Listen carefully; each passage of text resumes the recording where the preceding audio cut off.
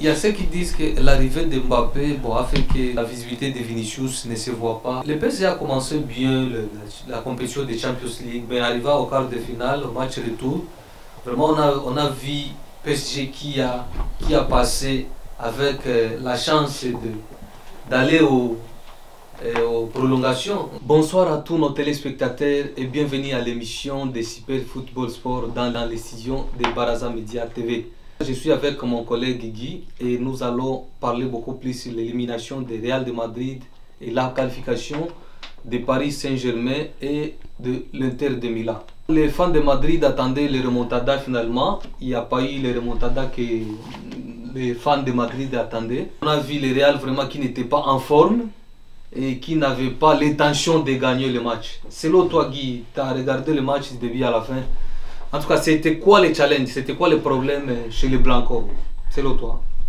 Déjà, bonsoir à tous nos téléspectateurs. Puis c'est toujours un plaisir pour moi d'être ici les vendredis pour partager les temps forts, les matchs de Champions League et les matchs de championnat. Mais avec ta permission, Thomas, j'aimerais qu'on souhaite joyeux anniversaire à la petite Mathie. D'accord. Qui fait c'est 1 an de plus. Ok. Donc c'est la fille à ma directrice de comptabilité. Wow. Donc félicitations. L'ensemble de l'équipe de Baraza Media te souhaite joyeux anniversaire. Joyeux anniversaire. Joyeux anniversaire à toi, Mathie. Donc pour revenir à ta question. J'ai envie de rire parce que tu sais, pas parce que je me moque un peu du Real, mais juste que tu te rappelles lors de notre dernière émission, j'ai dit l'équipe l'Arsenal ne vient pas en balade. Parce que pour avoir vu cette équipe jouer lors de leur premier match aller, c'est une équipe qui était préparée. C'est une équipe qui venait gagner. C'est pas une équipe qui venait juste figurer ou bien juste participer à la Champions League. Non, même en championnat. C'est ça que je vous ai dit, observez cette équipe, même en championnat. Ils sont venus avec l'objectif. Ils jouent bien. Et ils sont venus en Champions League avec l'objectif de gagner, pourquoi pas de remporter. C'est quoi, je vous avais dit que, pensons au remontada, oui, mais notons que en face, il y a une grande équipe, une équipe qui est venue pour remporter le match. Il fallait s'attendre. Pour moi, je ne voyais pas comme si remontada, oui, mais sinon, je voyais que c'était un match plié. Vraiment. J'ai vu les milliers de Real qui a sombré. Qu'est-ce que toi tu peux dire, Guy, par rapport de ce millier-là, qui n'a pas montré vraiment l'efficacité de gagner ce match? Parce que ça se joue beaucoup plus au milieu. Et on a vu que vraiment les milliers de Real n'étaient pas en forme. Je dirais que le match se suit mais ne se ressent pas, y compris au niveau des joueurs aussi. Bon, certains vont dire que il y a eu si mal positionné, peut-être le coach n'a pas su placer le monde, mais non, c'est le même milieu. Rappelez-vous, c'est les mêmes milieux de terrain qui ont donné la dernière Champions League au Real de Madrid. C'est les mêmes milieux qui ont donné les matchs remportés en championnat au Real de Madrid. À un moment donné, il faut aussi penser que ils peuvent se fatiguer. Ils peuvent avoir un problème de manque d'énergie qui peut jouer. Et aussi, comme je dis, l'adversaire peut être coriace. Vraiment. Parce que l'adversaire arrive à un moment donné où vous avez un milieu de terrain qui est un peu fatigué. Mais l'adversaire qui arrive avec des joueurs déterminés, ça fait en sorte que ils sont plus présents et en face, si vous ne suivez pas le rythme, vous n'allez juste observer le passage de ces gars parce que c'est pas évident. Vraiment. Parce qu'on a vu le Real qui est désastré, vraiment, qui ne montrait pas l'efficacité de gagner le match. Mais Thomas, le Real ne va pas vous donner ce qu'ils n'ont pas. Actuellement, c'est le niveau que ce milieu de terrain dispose. C'est des bons joueurs. C'est des gars qui peuvent hausser leur niveau, qui peuvent monter d'un cran. Mais à un moment donné, il faut aussi comprendre que ils peuvent baisser en régime. Malgré le renforcement de Tchouaméni, Valverde au milieu et Bellingham, mais on a vu quand même les milieux qui a sombré, qui n'étaient pas vraiment visibles. Dans le football, on dit que tu perds le milieu de terrain, tu perds le match. Une équipe sans un milieu de terrain fort, c'est une équipe qui automatiquement va perdre le match. Vraiment. Et Arsenal a compris. C'est pourquoi je dis, allez regarder le niveau ou la performance du milieu de terrain du Real de Madrid un an avant. Vous allez constater que c'est un milieu de terrain capable de gérer tout type de match, capable de contenir tout type d'adversaire. Mais depuis le début de la saison, parce que les clubs aussi, ils scrutent le championnat. Par exemple, quand on dit le Real de Madrid est qualifié pour la Champions League, tous les coachs de l'équipe adverse vont scruter tous vos matchs. Ils vont chercher à savoir c'est quoi, est-ce que quelque chose ne va pas. Ils vont observer chaque joueur. Ils vont noter chaque joueur par rapport à ses performances. Les points négatifs et les points positifs. Et c'est à base de ça qu'ils vont composer leur équipe, qui vont vous affronter. Ok, là on va les attaquer de ces côtés. Effectivement, parce que le coach d'Arsenal, ça se voit qu'il a densifié son milieu de terrain. Vraiment. Et puis, observez bien le jeu. Le milieu de terrain est présent et les côtés mettent la pression. Ça fait que même si... Et la défense aussi était en forme. Bien sûr. C'est bien organisé. Ça fait en sorte que... Parce que des fois, l'équipe adverse peut avoir dans les côtés les joueurs qui sont moins performants. Ça fait que le milieu de terrain vient de temps en temps juste renforcer légèrement dans les côtés et récupérer le ballon et s'en va. Mais quand vous avez des milieux les milieux de couloir, les côtés qui sont extrêmement performants, qui vont vite, même au moment où le joueur peut penser non, c'est parti. Parce que ça va vite dans les côtés et ça fait en sorte que le milieu de terrain respire. Parce que si ça ne va pas vite dans les côtés, c'est plus dans le milieu qu'on va essayer d'organiser, puis essayer de voir comment débloquer le match. Eux, ça débloque facilement dans les côtés et ça permet à leur milieu de terrain de mieux se positionner et de mieux contrer le Real de Madrid. Moi, personnellement, j'ai vu qu'il n'y a pas aussi la collectivité que nous avons été habitués de voir. Le Real qui joue avec le jeu un peu collectif. Mais là, on voit comme... Il y a comme s'il y a quelque chose qui ne va pas au Real, surtout en attaque. Est-ce que l'arrivée d'Mbappé a désarrangé quelque chose en attaque? Mais moi, j'ai rien contre Mbappé, mais je dirais que si j'étais le coach du Real, je ne vois pas pourquoi je ferais venir Mbappé surtout cette saison. Parce que le Real n'avait vraiment, selon moi, je ne dis pas que ça concerne les autres, mais je dis selon moi, le Real de Madrid n'avait pas besoin de la présence de Mbappé. Parce que l'équipe, ils avaient l'attaque du Real de Madrid avant l'arrivée de Mbappé était super performant. Et je vous le dis, la présence parfois d'un seul joueur peut amener toute une équipe à perdre la performance. Parce que au début, avant que Mbappé n'arrive, là, c'est pas pour discuter le cas Mbappé, hein, on parle juste de l'ensemble de qu'est-ce que ça peut faire et tout. Donc ça fait que les attaquants qui avaient l'habitude de jouer cohérent, qui savent comment ils jouent, entre eux, l'arrivée d'un seul joueur vient déstabiliser l'ensemble du schéma. Donc ça fait que le coach est obligé de vous demander, ok, jouez sur lui, jouez avec lui. Lui, il est nouveau, il ne maîtrise pas votre cheminement habituel. Ça fait que il faut encore s'habituer à lui. Lui aussi, il a son système de jeu qu'il vous propose. Du coup, ça déstabilise d'abord pour un moment. Peut-être l'année prochaine, ça va être mieux que cette année, parce que c'est des joueurs qui vont être habitués à jouer ensemble déjà, chacun sait qui fait quoi, et puis la performance des autres et tout. Donc peut-être l'année prochaine, ça va être mieux, mais pour cette année, on sent quand même qu'il y a eu un petit chamboulement. Peut-être un peu de découragement, pourquoi pas, parce que comme je t'ai dit, c'est quand même des stars. Quand un autre star arrive, peut-être les autres sont moins visibles, ça fait en sorte que la concentration diminue. Ils sont plus assez motivés parce qu'ils se disent, oh bon, c'est lui qu'on voit, c'est lui qui a signé le gros chèque, ok, il va faire, on va les laisser ça, on va les laisser jouer. Donc du coup, des fois, il faut aussi tenir compte de cet aspect-là, puis bon, voilà. Mais pour l'instant, je dirais que je vais mettre ça aussi sur la fatigue. Je dirais, ça peut arriver, un milieu de terrain qui a aussi joué longtemps sans arrêt, c'est des muscles, c'est des humains, donc ça peut, à un moment donné, il y a une baisse de régime, la fatigue aussi peut être à l'origine, donc du coup, juste accepter ça comme ça, puis préparer les choses pour l'année prochaine. Et toi, tu penses qu'avec l'échec de Real, c'est la faute d'Ancelotti? La faute à Ancelotti, je ne pense pas, parce que qui est-ce qu'Ancelotti pouvait utiliser en dehors des joueurs qu'il utilise? Moi, je vois qu'Ancelotti a utilisé l'effectif qu'il a entre les mains. Il a fait un recrutement en début de saison je suis sûr qu'on lui a même imposé Mbappé. Je ne vois même pas Ancelotti aller prendre Mbappé cette année. Je pense que ça, c'est le joueur du président qui dit ok, fais-moi jouer ce gars-là, puis il joue. On ne dit pas que Mbappé ne joue pas bien. Il fait bien son jeu, mais je dis Ancelotti a fait. Qui manque, par exemple. C'est pas Ancelotti qui a remporté la Champions League. Oui, c'est lui. Ah ben, attends, c'était avec quelle tactique? C'est les mêmes tactiques. C'est juste que, ayant un peu l'amabilité de souvent penser à d'autres équipes, pas seulement au Real de Madrid, croyant que le Real de Madrid va faire des miracles. L'équipe qui vient se prépare. Ils peuvent déstabiliser facilement le Real. Comme je t'ai dit, Arsenal, c'est une équipe qui joue.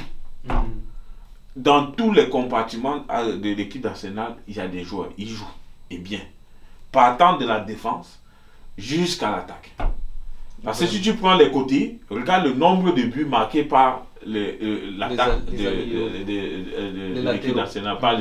Venant même des latéraux du milieu de couloir. Oui. L'attaque, combien de buts ils ont marqué cette année? Cette saison-là, ça fait combien de buts déjà? C'est beaucoup. Mais quand tu regardes le milieu de terrain, le milieu de terrain est performant parce que ça part de là. Tu regardes la défense est constante, ils sont présents. Donc, partant du gardien de but jusqu'au dernier avant-centre, ça se joue bien. Donc, mettons en tête que l'équipe en face, l'équipe qui vient jouer contre le Real, c'est une équipe qui se prépare en conséquence. Ils ont du beau football, ils sont venus gagner. Le Real de Madrid aussi, bon, il se prépare en conséquence, mais c'est le plus fort sur le terrain qui remporte le match. Et cette année, Arsenal a été plus fort que le Real de Madrid. Donc, cette année, le Real peut faire la saison blanche, c'est l'autre Guy? Mais je vois que c'est une saison blanche parce que c'est bien possible. Donc, mais il y a encore la Liga qui est là, il y a Coupe du Roi qui est là. Puis... Et c'est pas gagné, Thomas. Mais c'est ça, il y a encore l'espoir quand même de... Je pense que, bon, c'est le football, on dit dans le football tout peut arriver. C'est ça, tout est possible. Pour moi, je souhaite le meilleur Real de Madrid, mais comme je l'ai dit... De ne pas avoir la saison blanche. Une saison blanche, c'est quand même le Real de Madrid. Une saison blanche, pour le Real, c'est la catastrophe. C'est la catastrophe. Donc, qu'est-ce qu'ils vont dire? Qu'est-ce que avec les salles qui sont là en plus. Oui, qu'est-ce que les sponsors? Qu'est-ce que le coach? Qu'est-ce que le président? C'est quand même le Real de Madrid. Puis ça fait mal de constater que durant une saison, ils n'ont rien remporté du tout. Surtout avec leur superstar, Mbappé, qui est arrivé en grande pompe comme ça au Real. Puis on attendait beaucoup, mais bon. On accepte ce qu'on a. Donc selon toi, il y a des joueurs qui sont capables de gagner les trophées, mais c'est manque de combinaisons, manque de travailler ensemble qui les fait perdre presque tous les matchs. Oui, ça on ne peut pas dire le contraire. Quand tu regardes l'équipe du Real de Madrid, c'est des joueurs, ils sont prêts. C'est des superstars, c'est des très bons joueurs, des joueurs de haut niveau. Donc il y a quelque chose qui ne va pas aux alentours, dans l'équipe de Madrid. Généralement, le discours, peut-être, tu sais, dans une équipe, à un moment donné, on peut avoir un blocage de discours. Quand je dis blocage de discours, je fais allusion au discours du coach, par exemple. Est-ce que le discours du coach, ça passe comme ça passait avant? Est-ce qu'il n'y a pas des petits remous là? Est-ce qu'il n'y a pas de mécontents? Parce que des fois, entre les joueurs sont capables, parce qu'ils ne sont pas contents, de fausser les résultats. Vraiment. De faire mal, juste pour faire mal à un coach ou faire mal à un président, ils vous produisent un niveau moyen. Puis ça fait ce que ça fait. Mais je dis pas que c'est ça, mais je dis aussi, ben voilà, ça, à un moment donné, il y a des doutes aussi. On peut peut-être faire un match nul, puis le prochain match, on est en doute, on n'est pas en confiance. Et puis la faiblesse s'installe, le manque de régime et tout ce qui va avec. Il y a ceux qui disent que l'arrivée de Mbappé a fait que la visibilité de Vinicius ne se voit pas, alors que les gens comptaient, le départ de Benzema, les gens commençaient à compter à Vinicius comme si c'est lui qui est le star de l'équipe. Mais l'arrivée de Mbappé, on dirait qu'il y a la visibilité qui a été divisée. Bon, il y a côté Mbappé, côté Vinicius. Il y a ceux qui disent ça, mais on ne sait pas vraiment si c'est vrai ou pas. C'est bien possible. Parce que quand je dis c'est bien possible, pour avoir vécu dans le milieu sportif, je côtoyais un peu ces footballeurs-là des fois. Ils ont un problème d'ego, des fois. Tu sais, avant que Mbappé n'arrive, c'est Vinicius qui était comme un superstar, bling bling du Real, qui fait tout chaque dimanche, les gens viennent pour Vinicius. Mais là, les gens viennent maintenant pour Mbappé. Est-ce que c'est bien vécu? Parce que Vinicius aussi, avant il a son clan, il a ses amis qui sont là et tout Bellingham qui est avec, il joue bien. Bellingham aussi que pendant ce temps, on regarde Vinicius, on regarde Bellingham, ça parlait beaucoup. Mais quand Mbappé arrive maintenant, regarde la présentation d'abord. On présente un gars avec un public, c'est plein, craqué, fermé, guichet fermé, comme on dit souvent. Puis, on parle Mbappé matin, Mbappé soir matin. Du coup, les autres qui font souvent la pluie et le beau temps, ils sont relégués. Ben, ils ne peuvent plus rien dire, ils sont plus visibles. Ben, est-ce qu'ils prennent ça bien? Est-ce qu'ils sont modestes? Est-ce qu'ils disent, ok, bon, c'est son tour, il vient d'arriver, c'est une grande star, puis est-ce qu'ils acceptent ça? C'est la question qu'il faut aussi se poser. Parce qu'ils peuvent prendre ça mal, et ça joue un grand coup sur le mental, donc du coup, et ça affecte toute l'équipe. C'est une possibilité. Quel poste au Real de Madrid, selon toi, qu'on peut changer, qu'on peut faire recruter les nouveaux joueurs? Ben, je dirais que peut-être les Aurélien Tchouaméni sont un peu en baisse, c'est visible. Peut-être ils sont un peu fatigués. Peut-être prendre quelques milieux de terrain comme Modric. Bon, parce que Modric, il est fatigué. Je pense qu'on le laisse jouer aussi juste par reconnaissance également, parce que avec tout ce qu'il a donné au Real, on dit ok, fais là, tu joues. Mais ils peuvent aller prendre... le football aujourd'hui, c'est la jeunesse. Il faut 2-3 gars qui peuvent aider la défense, aider surtout le milieu de terrain, parce que c'est là où c'est le centre névralgique. Vraiment. Parce que depuis le départ des Kroos, il y a quelque chose qui ne va pas oublier. Oui, c'est pourquoi il dit s'ils peuvent avoir deux bons milieux de terrain qui peuvent dépanner. Donc c'est ça, s'ils font deux bons recrutements, deux bons milieux de terrain qui viennent renforcer, puis peut-être un bon défenseur aussi qui vient comme en second, pour de temps en temps dépanner, donner aussi du repos aussi à ceux qui... Parce que n'oublions pas que ces gars, ils jouent beaucoup. Puis ils sont titulaires chaque match. Et après leur match, ils sont en club. Et ils sont dans les pays, équipes nationales, ils vont jouer là-bas. Après ça, il y a les matchs de coupe. Après, il y a le match de championnat. En une saison, c'est beaucoup. C'est des humains. À un moment donné, ils sont fatigués. Les muscles aussi, c'est lâche. Donc, c'est ça. Donc, et c'est pourquoi on demande toujours d'avoir deux équipes carrément des fois. Vraiment. Et d'avoir des gars prêts à renforcer au cas où. Et des gars bons. Donc, le Real, c'est une machine. Il faut juste peut-être aller prendre quelques éléments qui peuvent venir faire respirer un peu le milieu de temps en temps. Pendant les matchs de coupe, on les demande de se reposer et puis on met d'autres joueurs qui vont peut-être faire les matchs de coupe. Ça permet au milieu de terrain habituel, des titulaires, de se reposer de temps en temps. Tu ne penses pas que le Real a besoin d'un bon numéro 9, par exemple? Bon, peut-être. C'est aussi une possibilité. S'ils peuvent avoir un bon 9 comme Lewandowski, puis Mbappé qui va carrément dans les côtés, mais ça peut être une bonne chose. Parce qu'au début de saison, les gens ont dit, bon ok, il faut absolument que Mbappé rentre comme 9. Moi, j'avais dit ici que le poste de 9 là, genre avant-centre de métier, c'est pas n'importe qui. C'est pas n'importe qui, oui. Il y a le positionnement, il y a tout ce qu'il faut, l'observation. Il y a la technique qui va avec. Un milieu de terrain de métier, un avant-centre de métier ne sera jamais un joueur de couloir. Facilement. Il peut décaler, il peut aider un peu. Il peut faire, mais il ne va jamais se positionner dans le côté comme un joueur de côté de métier.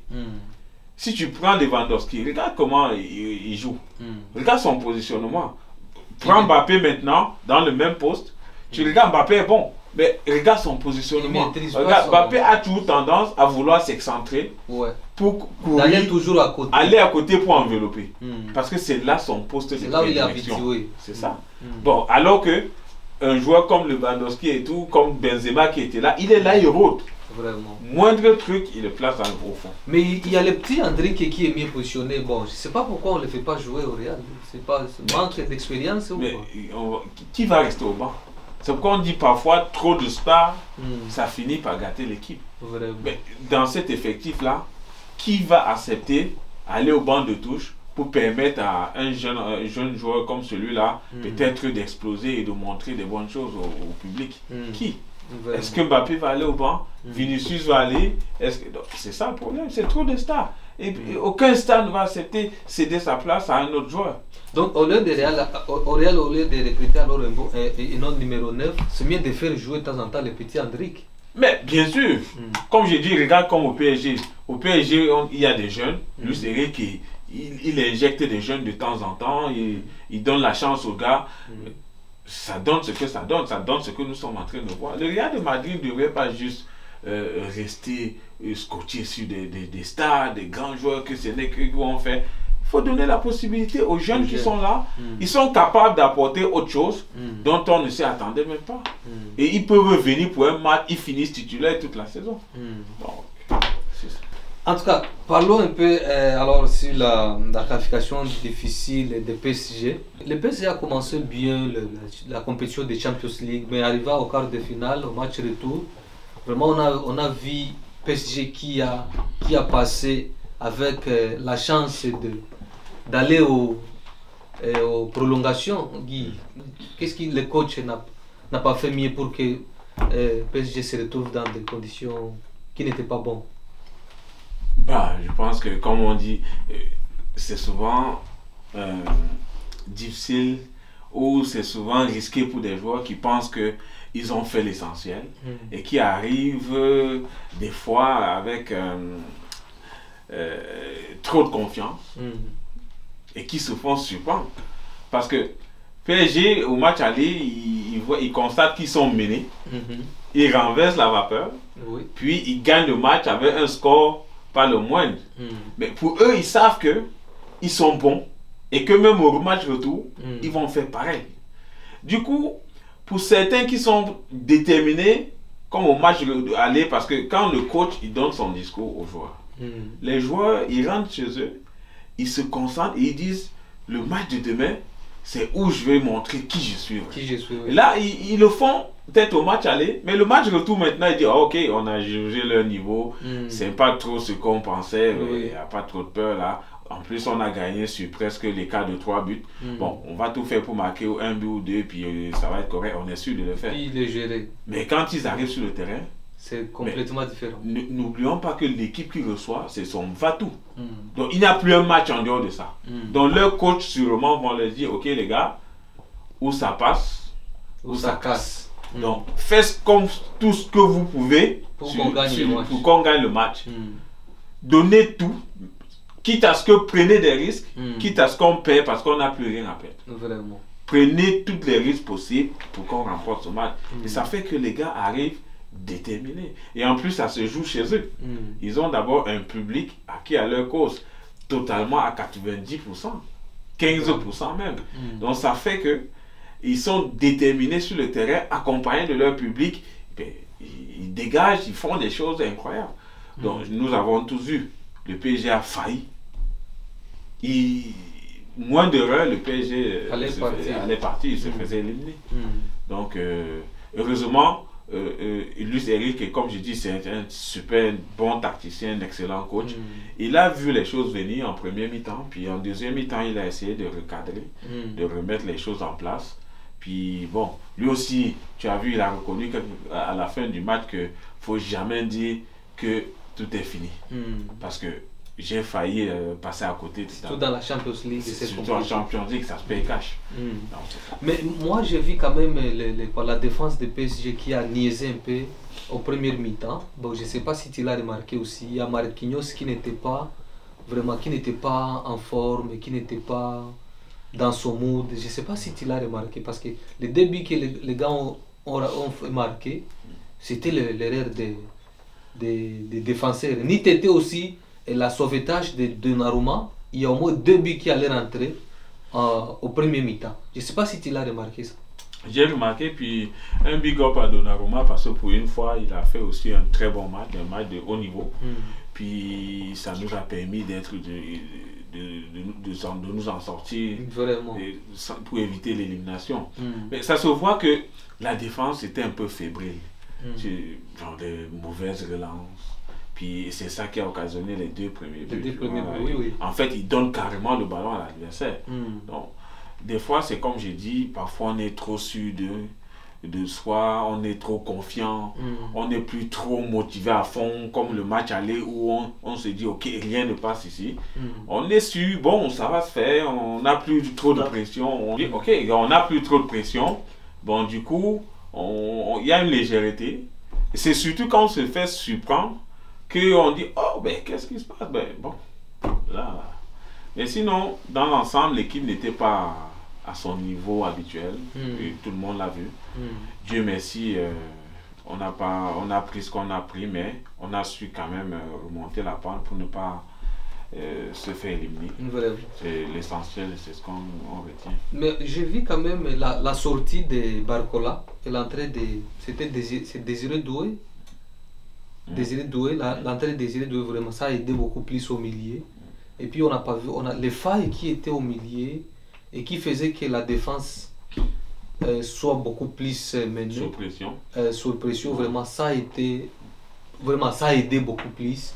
Et jusqu'à la fin du match. Je ne sais pas si tu... C'est ça que je dis, Luis Enrique, c'est quelqu'un qui observe beaucoup. Puis je pense qu'il a constaté lui-même que le milieu était un peu flottant. Du coup, la défense recevait beaucoup parce que l'équipe d'Aston Villa, il mettait la pression, il était à domicile. Comme j'ai dit, il n'avait plus rien à perdre.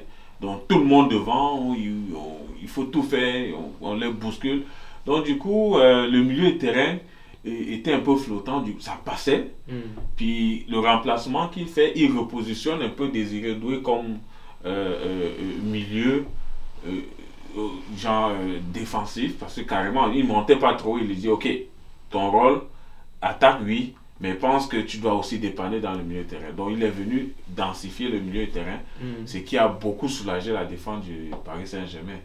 Donc tu te rappelles, le dernier match, Marquinhos n'a pas joué, je pense qu'il avait un problème de carton. Oui. Bon, des fois, le fait de ne pas avoir participé, c'est 90 ça réduit un peu et tout ça. Donc, voilà,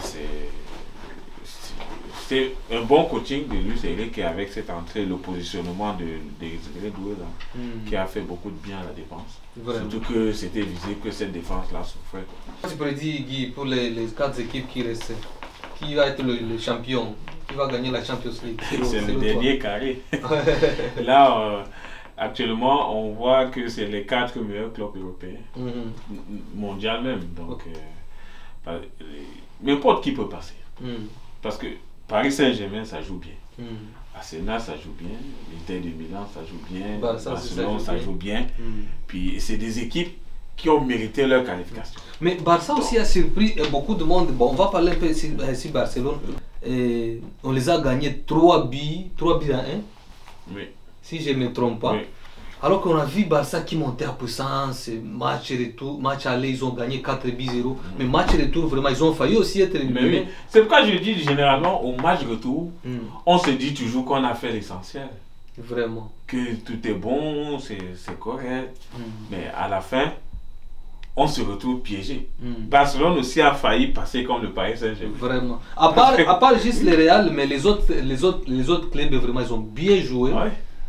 Et puis on a vu le Barça vraiment qui a failli aussi. Mais ils ont failli. Le match retour n'était pas comme le match aller, oui, c'est vrai. C'était totalement différent.